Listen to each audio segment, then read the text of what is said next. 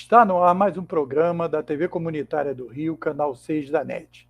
Estamos ao vivo no YouTube, no Facebook, e são 16 horas.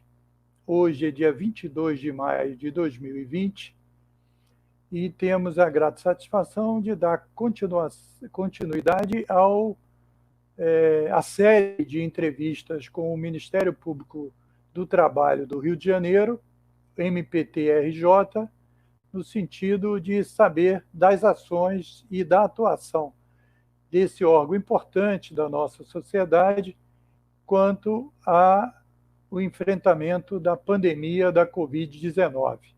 Estamos prestando um serviço para a comunidade, como TV comunitária que somos, no sentido de dar espaço a esse órgão importante definido na Constituição de 88 e que tem um papel de defender os interesses gerais da cidadania. Eu estou aqui no segundo episódio sobre a atuação do MPT na pandemia com o procurador-chefe do Ministério Público do Trabalho do Rio de Janeiro, Dr. João Batista Bertier. Obrigado, Bertier. Seja bem-vindo. E eu começo esse programa perguntando exatamente o nosso título. Qual a avaliação que o senhor faz da atuação do MP nessa pandemia da Covid-19? Bom, eu agradeço muito o convite em nome do Ministério Público do Trabalho, a você, Moisés, saúdo todos que estão me ouvindo. Um prazer poder conversar com a sociedade. O MP precisa muito disso, de interlocução com a sociedade, de ser ouvido, se fazer ouvir, escutar também, evidentemente. A minha avaliação é que o Ministério Público do Trabalho tem se saído muito bem. E isso se deve a um fato. Já há muitos anos o Ministério Público do Trabalho se organiza, né? Dá para dizer que durante o verão nós fomos a formiga, não a cigarra, né? Então, nos últimos anos, inauguramos 8 procuradorias no interior, nós montamos um quadro de peritos médicos, engenheiros, contadores, aumentamos o quantitativo de procuradores, treinamos, criamos nossas teses, e é muito importante que uma instituição se posicione assim, proceda assim, porque uma hora a tragédia chega. Então, eu acho que a nossa atuação hoje, de interlocução com entes públicos, de investigações que fazemos, ações que ajuizamos, diálogo com a sociedade que temos, tem muito a ver com esse fato. Nós não fomos pegos de surpresa, claro. Ninguém tem bola de cristal, não dava para imaginar que iríamos enfrentar uma pandemia. Mas digamos que o Ministério Público chegou perante esse problema preparado para enfrentar o que viesse, que é, no fundo, o papel de uma entidade como o Ministério Público, né? O Estado existe para isso, o Estado existe para defender a sociedade das tragédias, né? Então, assim, eu tenho visto nossa atuação bastante consistente, né? A sociedade denuncia muito, temos ações ajuizadas, liminares em relação a hospitais nos quais a situação não está boa. Enfim, isso tem a ver com toda essa preparação, com todo esse trabalho que fizemos para funcionar bem. E funcionar bem até numa fase de crise, né? Quer dizer, a minha avaliação é essa. Eu tenho muita satisfação em ver que esses anos de compra de imóveis, concurso público, estruturação, planejamento, nos dão fôlego para enfrentar a crise. Muito bem. Doutor João, o senhor falou em diálogo. No momento de tanta falta de diálogo, né, com sinais vindos do governo federal, principalmente, de falta de diálogo com o Congresso, com o Supremo Tribunal Federal, de diálogo com qualquer setor, o Ministério Público está tendo muita dificuldade nesse tipo de ação? Eu acho que o Brasil está tendo dificuldade, né? Acho que o Brasil está em dificuldade. Na verdade, o Brasil, a gente sabe, é uma federação, né? Há quem fale até em federação tridimensional, União, estados, municípios. Ser federação é bom, porque você tem uma instância para cuidar dos dramas nacionais, uma instância para cuidar do que é questão regional e um município para enfrentar os problemas locais. Mas é fundamental saber ser federação. É fundamental saber ser federação. Por quê? Porque o federalismo tem que ser um federalismo por cooperação. Uma questão como o Covid aflige tremendamente certos municípios mais do que outros. Então, cada município tem que ter lá a sua estratégia. Mas o Estado vai ter que olhar o todo da região dele, e a União vai ter que pensar em termos nacionais, quando não globais, conversando com demais países. Então, realmente, nesse momento, o Brasil tem fracassado no federalismo por cooperação, né? Esse federalismo de pouco diálogo simplesmente não é federalismo. E o grande drama é que quem paga na ponta é o indivíduo, é a sociedade. Então, essa falta de diálogo é dramática. É dramática porque ela viola a nossa Constituição. A Constituição pede uma outra lógica, repito, de federalismo por cooperação. E, aliás, a maior prova de que há um dever de cooperação é que a nossa lei maior, quando fala em sistema de saúde, fala em sistema único de saúde. Isso traz um dever constitucional de diálogo, né, que de fato tem faltado. E claro que isso traz uma dificuldade para nós, porque o Ministério Público é um órgão de controle. Então a nós cabe, fundamentalmente, ver como as coisas andam. Até para proteger, no nosso caso, o MP do Trabalho, o trabalhador, né? E claro que esses mandos e desmandos, essa falta de orquestrar a atuação, isso prejudica o trabalhador também. De fato, para a pessoa que está lá na rua pensando a vida dela, como fica se as ordens são desencontradas? Então o MP tem atuado até para tentar ver se mesmo nessa situação de pouco diálogo, se as coisas começam a funcionar um pouquinho melhor. Mas, de fato, né, dá para dizer que algumas falhas cometidas têm já a marca da irreversibilidade. Vou dar aqui um outro exemplo, né? O benefício de preservação lá da renda. Isso tinha que ter vindo, com certeza. De algo do gênero precisávamos. Mas eu sempre achei que esse benefício não podia ser entregue à Caixa Econômica para ela analisar, deferir e pagar. O papel dela tinha que ser só pagar, porque o dinheiro é da União. Mas teria sido muito melhor que a União, no federalismo por cooperação, tivesse aproveitado o Sistema Único de Assistência Social. A União tentou correr sozinha. Eu sou a União, a Caixa Econômica é uma empresa pública federal, repassa o dinheiro, ela defere e paga. Olha as filas em frente às agências.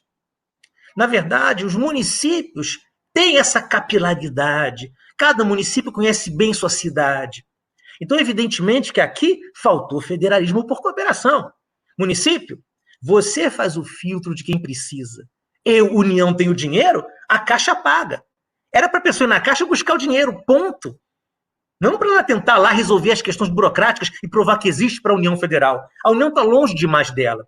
Evidentemente que essas questões todas prejudicam o cidadão mais simples, o que não está na economia formal, o trabalhador. Então, claro que essa questão preocupa muito, né? Mas uma parte do drama já é inevitável, né? É a tal história, Moisés. Ninguém passa borracha nos fatos, né? Alguns erros, quando você comete, você prejudica as pessoas e nem sempre dá para voltar atrás. Hoje já não dá para voltar atrás. O MP aqui, que tem essa visão, faz o que pode, né? Nosso colega lá em Campos, por exemplo, batalhou muito para ver se a fila ficava organizada na Caixa. Mas, a rigor, era para nem ter fila na Caixa. Então, assim, o MP tem um pouco esse papel. Quando a gente entra, é porque as coisas não estão bem. É um órgão de controle, né? Então, nosso papel tem sido esse. Agora, alguns erros fogem da nossa alçada. A gente acaba corrigindo e minimizando danos. Mas eu acho que houve uma falha severa de organização do nosso Estado. E quando eu falo Estado, Estado brasileiro, né? Nós não tivemos uma noção exata do que é ser uma federação por cooperação. Então, doutor Berti, o Supremo Tribunal, numa entrevista do Toffoli, ele, falando da pandemia, da atuação do Supremo, ele falou em 1.600 ou um pouco mais de decisões que o Supremo já tomou com relação à pandemia. Obviamente que me parece isso um troço totalmente fora de propósito e só explicável diante desse sinal trocado, né, que as autoridades federais e estaduais acabaram dando, as estaduais corretamente, no sentido do distanciamento, levando em conta as posições científicas. E a atuação do Ministério Público do Trabalho no Rio de Janeiro também tem esse volume de questões a serem encaminhadas diante da pandemia que já ceifou a vida de... eu acho que hoje já chega a 20 mil. Chegou a 20 mil, sim. Bom, o que eu posso dizer disso? Primeira coisa, há uma há um dado muito importante. O melhor direito é o direito assimilado. E o direito assimilado é aquele que é produzido ouvindo os interessados, né? Então, por exemplo, há um tempo atrás, né, o nosso vice-presidente da República, há algum tempo atrás, comentou que ele achava que era bom acabar com o 13º salário, né? São 12 meses, porque 13 salários, né? O que eu pondero é o seguinte, né? Se alguém cogitasse de acabar com o 13º salário, primeiro quem reclamar iam ser empresas de turismo, hotéis, porque isso não interessa só ao trabalhador, né? O Natal ia ser prejudicado com isso. Ia ter muito comerciante pensando, puxa vida, como é bom esse 13º. E digo mais, o 13º é um direito assimilado pelo cidadão, né? No direito, às vezes, a gente trabalha com muitas teses. O 13º é uma cláusula pétrea, não pode mexer nisso. Sabe o que defende mesmo o 13º salário? É que o cidadão comum acha que é direito dele porque já assimilou essa ideia e é complicado de tirar. Então, o melhor direito é o direito assimilado. E qual foi o erro que cometemos aqui? Essa pandemia estava vindo. Era um tsunami que estava longe. Então, era fundamental ter conversado mais com sindicatos, Estado, empresa e sindicatos. O sindicato fala pelo trabalhador. Era fundamental ter tido mais conversa. Vieram 2 medidas provisórias, e medida provisória, a gente sabe que nasce das entranhas do Executivo, né? Veio a medida provisória 927, a 936, e está posto. Só que tudo que você não conversa dá problema depois, né? Dá problema depois, né? Então, de alguma maneira, eu acho que nós podíamos ter pensado em soluções melhores, né? E mais, tanto a MP 927 quanto a 936, que são MPs que tratam muito de trabalho, ambas apostam ficha quase que nenhuma no sindicato, né? Aquela história do trabalhador conversar direto com o empregador. Moisés, o empregado não conversa com o empregador direto. Você, quando trabalha numa empresa, você fala com o teu chefe, que é outro empregado, que nem manda tanto assim na empresa. Tem um dado curioso. Tem uma situação onde o empregado de baixa renda fala olho no olho com o empregador dele. É no emprego doméstico. No emprego doméstico é assim, né? O empregado doméstico conversa olho no olho com o empregador dele. Mas fora isso, não é. Fora isso, as conversas são por hierarquia. É uma vontade do empregador que ele diz. É tal história. Quando a medida provisória fala em acordos individuais, cada empregador, negociará com seu empregado. Moisés, fossem mesmo negociações distintas, imagina, o empregador vai negociar com 100 empregados individualmente. Então, eu, empregador, vou negociar com 100 empregados meus. Fossem negociações individuais de verdade, estanques, não ligadas, iam ter 100 resultados distintos. Um ia aceitar uma coisa, o outro ia aceitar outra. Isso não é viável nem para o RH da empresa. Essas tais 100 negociações com 100 empregados vão ter 100 resultados iguais. Prova que é uma negociação só. Agora, por que o empregador tenta individualizar? Porque fica mais fácil ganhar. Se eu sou chamado a uma sala e me perguntam se eu topo alguma coisa que meu colega já topou como empregado, você topa ganhar menos? Eu vou pensar, bom, topar eu não topo, mas se está todo mundo aceitando e disser não, eu estou fora. Então é tal história. Eu acho que a gente não apostou na sociedade, não apostou nos sindicatos. Claro que os sindicatos têm defeitos deles. O Estado também tem, o Ministério Público também tem. Eu não vou encontrar ninguém perfeito para dialogar. O mundo não é assim. Resultado disso tudo, essas MPs impõem um direito não assimilado, os conflitos vêm. Onde vão as pessoas? Na justiça. Se o executivo não dialoga, o judiciário fica assoberbado. E quando assoberba o judiciário, claro que o MP entra na história, porque nossa atuação qual é? É investigar fatos, para ver se há uma lesão, e se não resolver na via extrajudicial, ajuizar a ação. Então, o que se passa no Supremo se reproduz na área jurídica, por assim dizer, né? Por quê? Nós ficamos todos assoberbados. Por quê? Porque as regras que vigoram não foram assimiladas. Todo direito não assimilado é um problema, é difícil fazer valer. No fundo, nosso drama tem a ver com essa falta de diálogo na elaboração de como viveríamos essa crise. A medida provisória foi uma opção ruim. Ela até podia ter nascido, talvez, mas com alguma conversa prévia, algum diálogo prévio, uma interlocução com a sociedade. Até para não surpreender, porque quando você é surpreendido, você desconfia. Se você conversa antes, você... tá bom, já estava diálogo. Agora, quando você lê um texto que nunca te apresentaram e falam, é assim, você fica desconfiado. Isso é verdade. Então, já que o senhor buscou esse assunto aí já da questão trabalhista, eu queria levantar um assunto mais geral para ouvir sua opinião.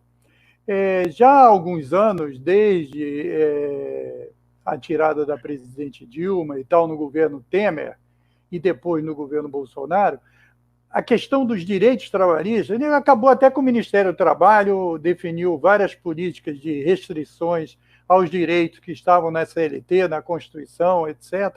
Se falou até em acabar com a Justiça do Trabalho, que era muito pesada. Isso recentemente está encoberto e tal, mas esse era um plano já defendido por vários segmentos. O Ministério Público do Trabalho tem receio que isso acabe desembocando também em prejudicar a atuação do próprio Ministério Público, antes da gente entrar mais detalhadamente nas questões das MPs recentes?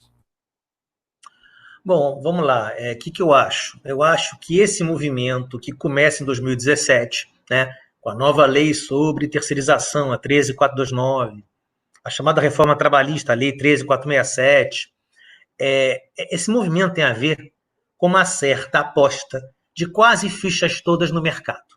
Né? Olha, o mercado vai resolver as questões todas. Né? Então não tem por que o Estado legislar, fiscalizar, intervir, porque vamos ter um verdadeiro fetiche pelo contrato. Né? As pessoas vão se acertar com os contratos que vão celebrar. Na verdade, muitos contratos que eu celebro muito mais por necessidade do que por vontade. Ninguém celebra feliz da vida contrato de seguro-saúde. Você faz porque você precisa. Seguro de carro. Os contratos não têm a ver com vontade, né?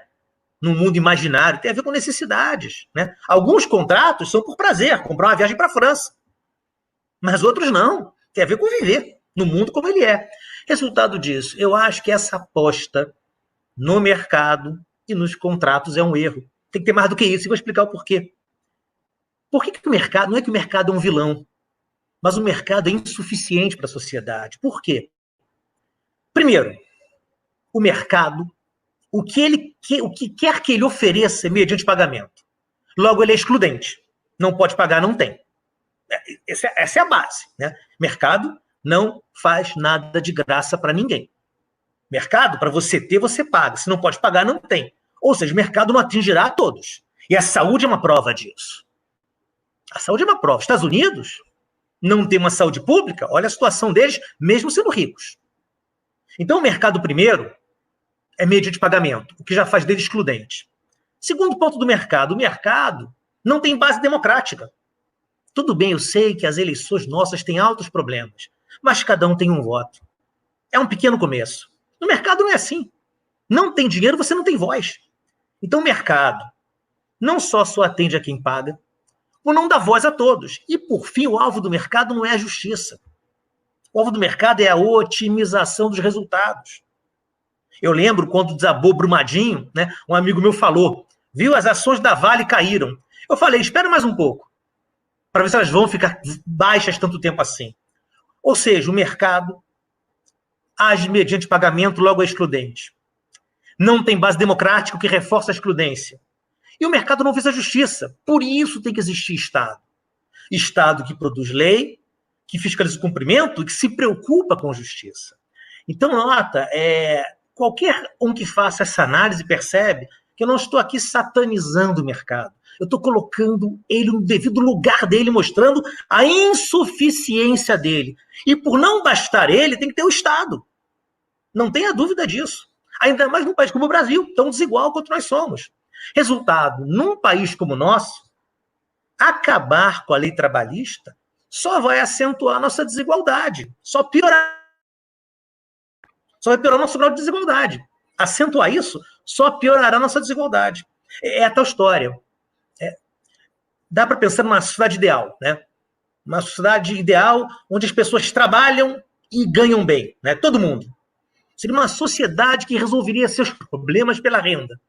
Todo mundo trabalhando e ganhando bastante para viver. Vai ser real.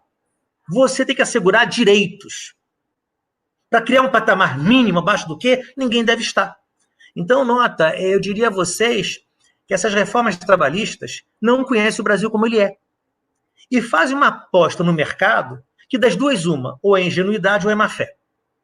Ou a pessoa está equivocadérrima, ou então, de fato, ela quer mais desigualdade porque ela não será prejudicada, mas sim beneficiada por isso. Inclusive, né, agora na pandemia, mais do que nunca, é educativo ver que o mercado, como o senhor está explanando, não resolve, porque o que nós só estamos vendo aí é que todos os lugares onde o Estado tinha um sistema público de saúde minimamente eficiente, estão conseguindo trabalhar melhor com essa pandemia do que aquelas sociedades, como o senhor citou, dos Estados Unidos, por exemplo, que trabalha só principalmente com a saúde privada, mesmo que o Obama tenha conseguido aplicar um plano que foi tentado ser derrubado pelo Trump e não se conseguiu. Agora, essa atuação do SUS, que vem já há alguns anos perdendo receita, como no próprio Mandetta, tirou 22 bilhões do SUS, etc.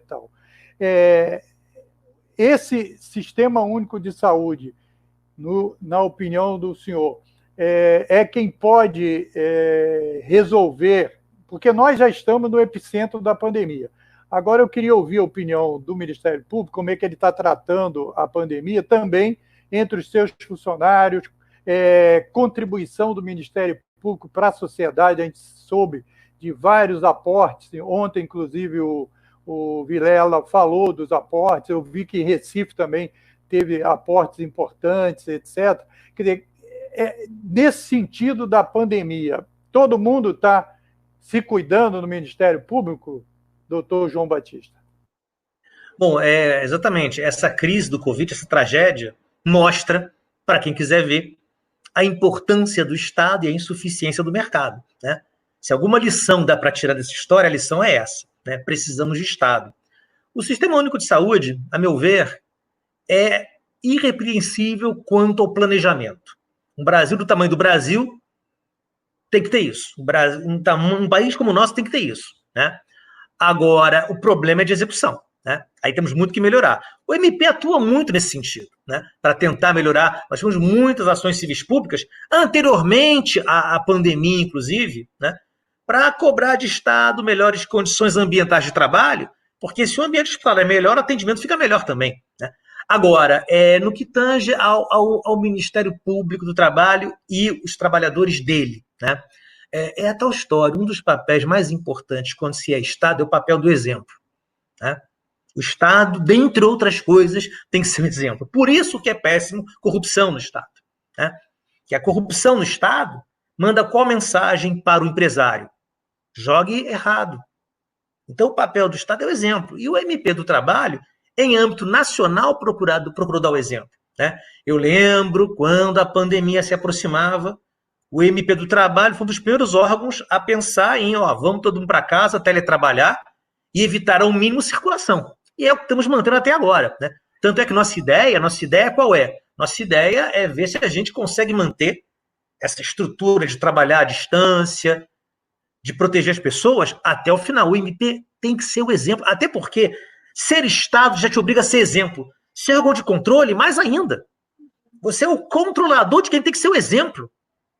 Então você não pode falhar nessas questões éticas, morais. Então nossa preocupação é extrema com os trabalhadores nossos, né? Inclusive, por exemplo, tentamos reduzir ao máximo os vigilantes que tem que ficar no prédio, né? Não dá para deixar um prédio nosso desguarnecido, né? Mas tentamos diminuir a equipe, usar a câmera para fazer o máximo de redução de gente na rua, né?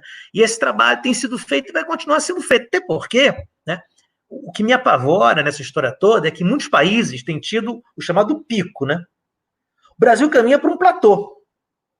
A gente chegar num nível alto de mortes e não escapar disso, né? Então, assim, quando alguém fala em retorno, retomar as atividades, né? Eu acho que, claro que temos que planejar retorno, mas não me parece que isso esteja no horizonte. As pessoas têm que tentar ao máximo ficar em casa. As formas de trabalho têm que ser as formas à distância, né? Nós temos que limitar o trabalho que se faz hoje em dia ao que é socialmente imprescindível, né? A ideia tem que ser essa. O MP vai atuar nessa lógica. Agora, nossos servidores e os terceirizados também, a nossa ideia é que eles fiquem o máximo em casa, né? Para evitar danos à saúde. Digo mais, nossos terceirizados foram para casa, mas mantivemos o pagamento das empresas para que elas paguem na íntegra o salário deles.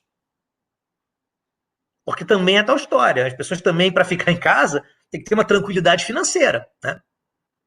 Seria isso.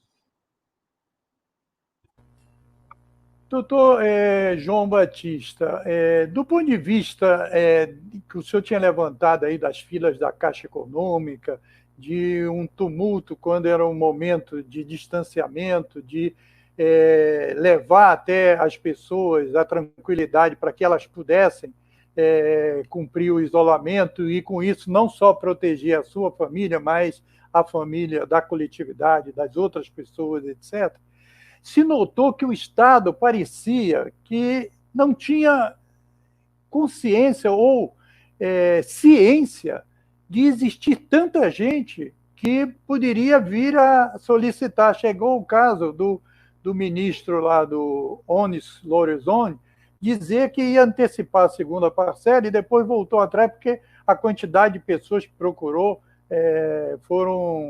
passou do limite, eles não esperavam isso e tal. Como é que o senhor vê essa questão da formalização do trabalho, da importância da formalização do trabalho para a garantia dos direitos dos trabalhadores?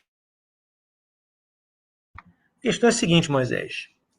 Quanto mais você tem relações informais de trabalho, menos enquanto país você tem autoconhecimento. Esse é um dos grandes dramas, né?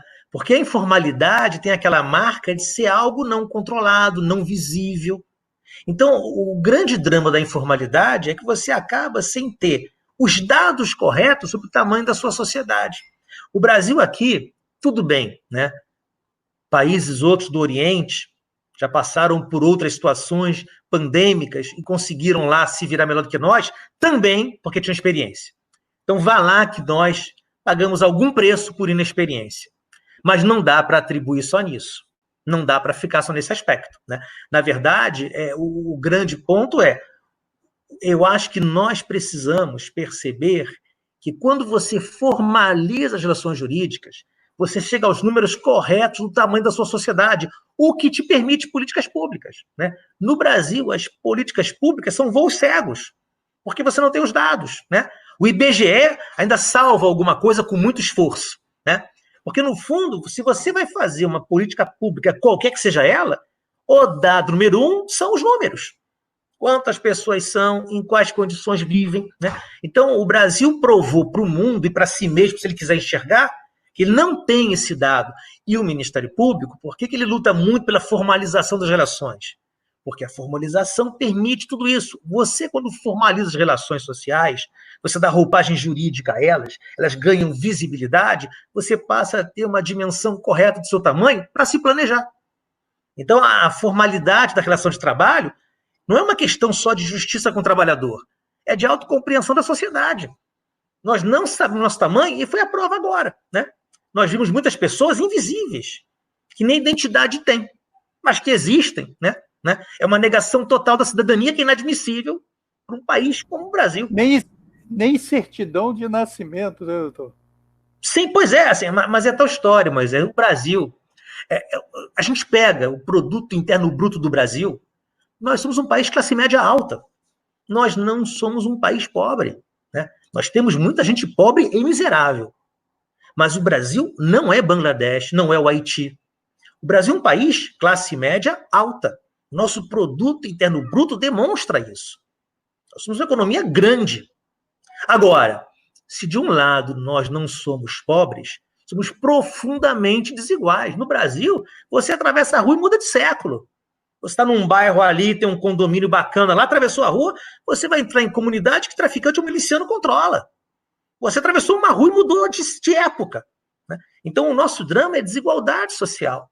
E isso combate como? Combate com o Estado buscando formalizar relações de trabalho. E é nisso que entra o Ministério Público, né? O MP, inclusive, ele tem atuado tão fortemente que ele chegou a mudar um pouco sua identidade. Quando eu entrei para o Ministério Público, muito tempo atrás, nosso papel era investigar, mover ações para buscar a defesa de direitos trabalhistas. Era isso. Era esse nosso papel, né? Um papel até certo ponto limitado a esse aspecto. Apuração de fatos, ou a empresa adequa a conduta dela fazendo um acordo conosco, o termo de ajuste, ou a ação civil pública vem. Fora isso, quando numa reclamação trabalhista uma criança é parte, se manifesta para defender o interesse dela. Hoje o Ministério Público faz políticas públicas. As reversões que o Fábio falou ontem, né? Muitas vezes, quando nós temos sucesso numa ação ou no termo de ajuste, uma empresa paga indenização por lambanças que fez, a gente reverte para a sociedade. Revertemos 221 milhões já em âmbito nacional, né? Ou seja, o MP ele tem se preocupado tanto com o Brasil que já perdeu sua identidade original para ser um algo mais. A gente está começando a cuidar de políticas públicas. Agora, vamos falar a verdade.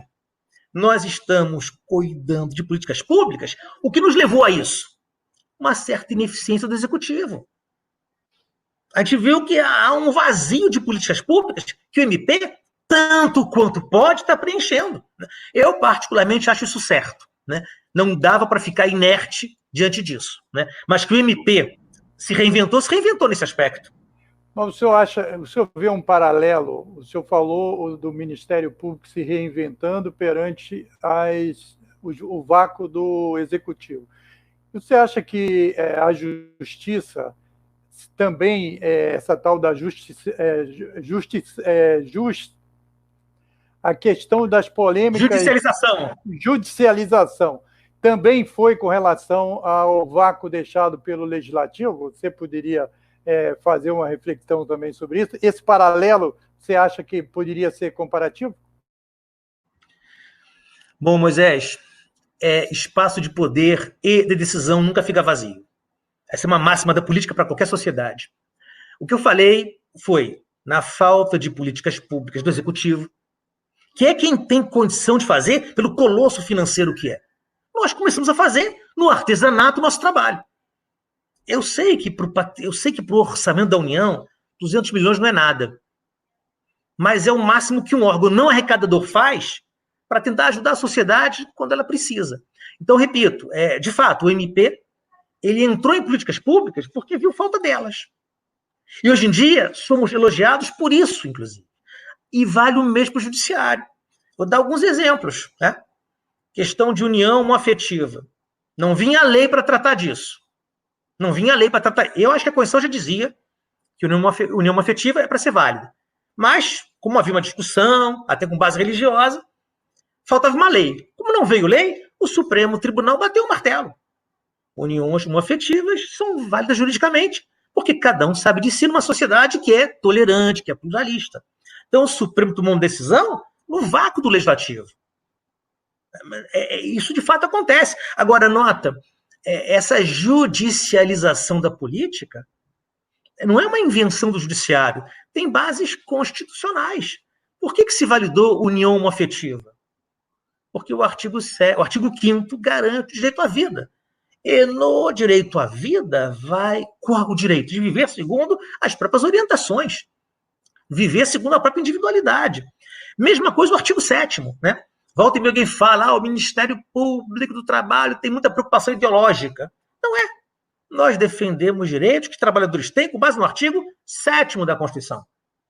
Então, política, enquanto palavra em seu significado mais elevado, política, são as decisões que uma sociedade toma para traçar seu rumo histórico. Política não é aquela baixaria que se vê volta e meia em nosso país. Política são os processos decisórios que uma sociedade toma para tomar seu rumo histórico. E claro que no rumo histórico do Brasil tem que estar a atuação do Supremo Tribunal Federal, do Ministério Público, do Congresso, do Executivo, da sociedade. É tal história. O que nos une é a história.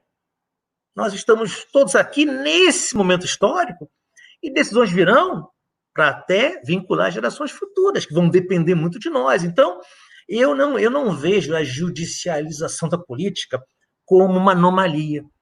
Eu acho que é da natureza da história. Não tem como, quer dizer, a nossa sociedade vai para onde? Vai para onde formos enquanto sociedade, enquanto Supremo, Ministério Público, legislador. Esse conjunto de decisões que nos leva a algum lugar que tem que ser melhor do que estamos hoje.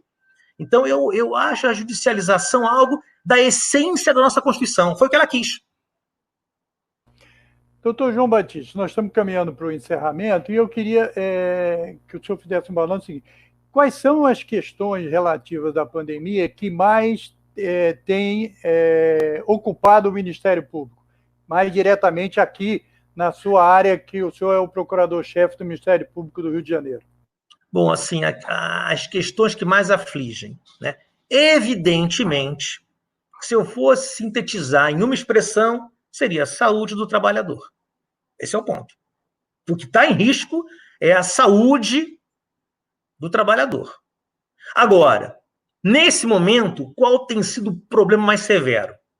As condições pela falta de EPI, falta de treinamento, muitas vezes, a questão da jornada em excesso, a questão de você trabalhar muito próximo do outro, né? Então, no momento, eu diria a você que a falta de EPI, eu diria que a proximidade grande de um trabalhador com o outro, as jornadas em excesso, a pressão que a empresa faz para obrigar a ir trabalhar, são as questões que mais têm chamado a atenção do Ministério Público. Na área da saúde nem se fala, né?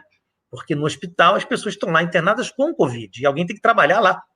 É um trabalho que ficou de um risco acentuadíssimo, né? E o MP tem se desdobrado, né, para tentar ao máximo soluções que minimizem esse risco, né? No fundo, né, a nossa Constituição é muito boa no artigo 7º, 22. O que ela fala no artigo 7º, 22?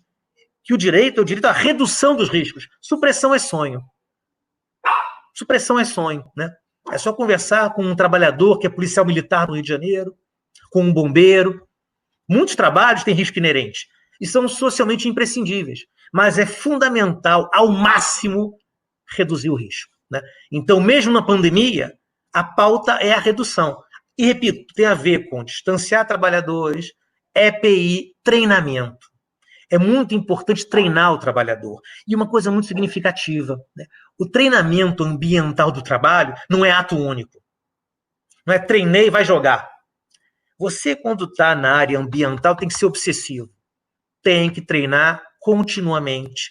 Não só para atualizar, mas manter uma certa atenção. O trabalhador, às vezes, ao repetir várias vezes um comportamento, ao ter uma rotina, um cotidiano, ele baixa a guarda.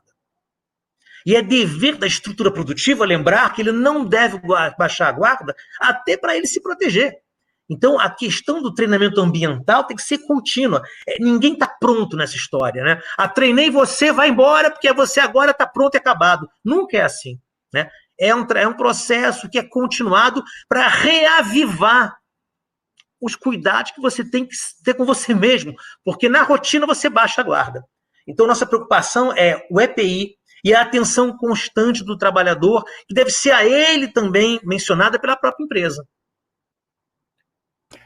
Então, doutor João Batista, agora, para o senhor encerrar, eu queria perguntar o seguinte: como o senhor disse aí numa das suas respostas, que nós não temos que pensar agora na redução do distanciamento, fazer esse planejamento e tal. Mas, na sua opinião, o que a pandemia já demonstrou de lição que a gente tem que aprender dela de uma forma geral? Não especificamente, pode ser especificamente na questão dos trabalhadores, mas em geral, o que o senhor podia dizer para os telespectadores da TV comunitária do Rio de Janeiro? Olha, o que eu vou dizer agora não é tanto para quem está assistindo esse programa, não. Porque quem assiste uma TV comunitária tem o sentimento que eu vou dizer agora, que é de solidariedade, né? A pessoa que vê TV comunitária, que se preocupa com a comunidade, nem precisava ouvir o que eu vou dizer agora. Mas o que a nossa sociedade mostrou até agora foi uma falta de solidariedade. As pessoas estão na rua, as pessoas não tentam ajudar muitas vezes. Nós temos que melhorar muito no item solidariedade, no item da empatia. de entender que nós temos que sair dessa crise juntos. Não dá para um ser onerado e os outros não. Então, eu diria a você que o nosso grande drama, o grande drama do Brasil não mudou. É o nosso insolidarismo, como falava Evaristo de Moraes. Né? Nos falta solidariedade. Né? O empregador quer botar o ônus no empregado. Né? É a tal história, parece um Titanic. Né? Um salve-se quem puder. Não pode ser. Né? Nós temos que dialogar mais para suportarmos todos.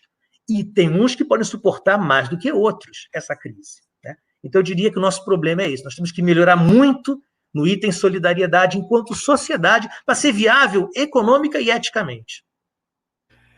Doutor João Batista Berthier, eu queria, em nome da TV Comunitária, agradecer essa disposição dos procuradores aí sobre a sua direção de realizar essa série de conversas para expor exatamente o trabalho do Ministério Público do Trabalho do Rio de Janeiro. Nós teremos mais 5 debates, conversas como essa aqui, e eu queria agradecer muito à sua instituição e ao senhor como procurador-chefe e dizer que nós estamos muito satisfeitos com essa interação que nós já tivemos nesses 2 debates. Agradecer aos internautas que nos acompanharam no Facebook e no YouTube. Suas palavras finais. Bom, o Ministério Público tem como muito importante esse contato com a sociedade. Né? Nós achamos que isso é de muito valor, porque, no fundo, é o que eu sempre falo. Né? A razão de ser do Estado é atender a sociedade. A única coisa que explica o Estado é atender a sociedade. Então, se você é servidor público, você tem deveres a cumprir. Né? E parte dos deveres envolve prestar contas à sociedade, conversar com ela. Né? Até porque, no fundo, o Estado vai ser um Estado melhor quando ele perceber que ele é a sociedade. Ele é uma projeção organizada da sociedade. Não pode ser uma casta que despreza o cidadão comum. O que me incomoda muito é quando o indivíduo vai no órgão público e se sente atrás da linha inimiga. Ele se sente lá mal acolhido. Isso é ruim, porque o Estado tem que se identificar com a sociedade. E é isso que estamos fazendo nesse nosso ato aqui, Moisés. Estamos nos identificando enquanto Estado e sociedade.